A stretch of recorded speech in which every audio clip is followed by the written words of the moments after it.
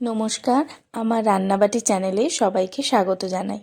আজকে আমি বানাচ্ছি পালং শাকের লুচি আর নিরামিষ আলু ফুলকপির তরকারি। লুচি বানানোর জন্য আমি প্রথমে পালং শাকটাকে একটু সেদ্ধ করে নিচ্ছি।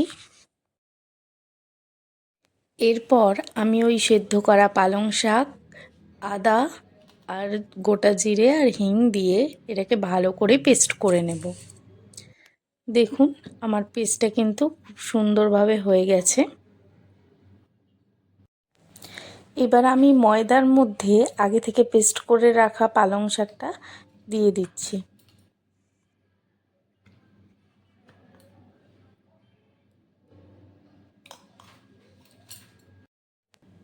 স্বাদ মতো নুন দিচ্ছি আর দিচ্ছি একটুখানি চিনি। এরপর আমি ভালো করে এরমভাবে ময়দাটা কিন্তু মেখে নিয়েছি।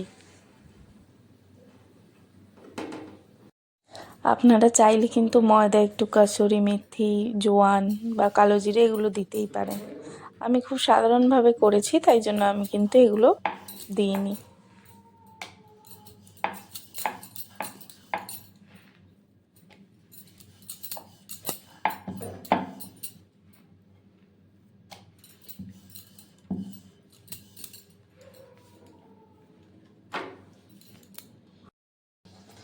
আমার লুচিগুলোও কিন্তু বেলা হয়ে গেছে, এবার শুধু ভাজার অপেক্ষায়। খুব সহজেই কিন্তু এরমভাবে শীতের দিনে লুচি করাই যেতে পারে, কম সময়ে কম মশলাপাতি দিয়ে।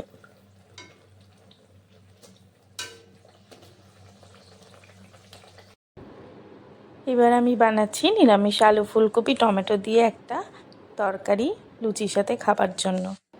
প্রথমে আমি এরকমভাবে দেখুন ফুলকপিগুলো কেটে নিয়েছি। এবার একই সাথে আলু আর সামান্য টমেটো কিন্তু কেটে নিয়েছি ঠিক এরমভাবে।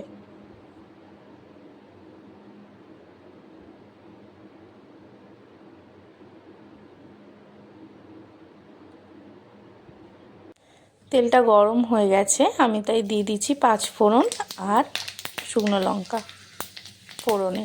5 ফোড়নটা যাতে পুড়ে না যায় তার আগেই কিন্তু আমি আলু ফুলকপি টমেটো একসাথে দিয়ে দিচ্ছি।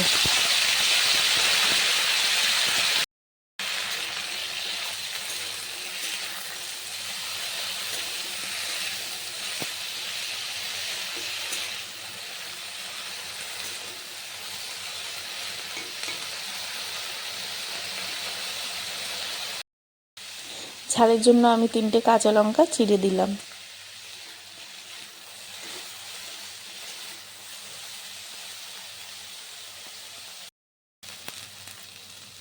এবার আমি হলুদ দিয়ে দিচ্ছি আর দিয়ে দিচ্ছি স্বাদ মতো নুন।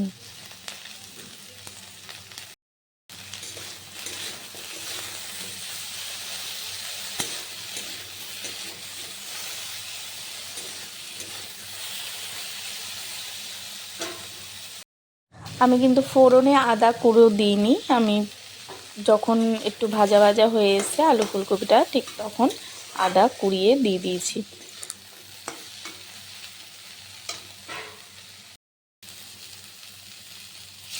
আদা দেওয়ার পরেই আমি জল দিয়ে দিচ্ছি।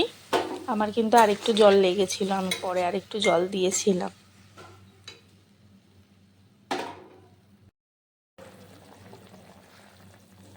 এবার তরকারিটা যখন ফুটছে তখন নামানোর প্রায় আগে আগে আমি একটু ধনেপাতাও কুচি দিয়ে দিলাম। দেখুন, আমার তরকারিটা কিন্তু হয়ে গেছে। ভিডিওটা ভালো লাগলে লাইক কমেন্ট শেয়ার করবেন এবং সাবস্ক্রাইব করে পাশে থাকবেন।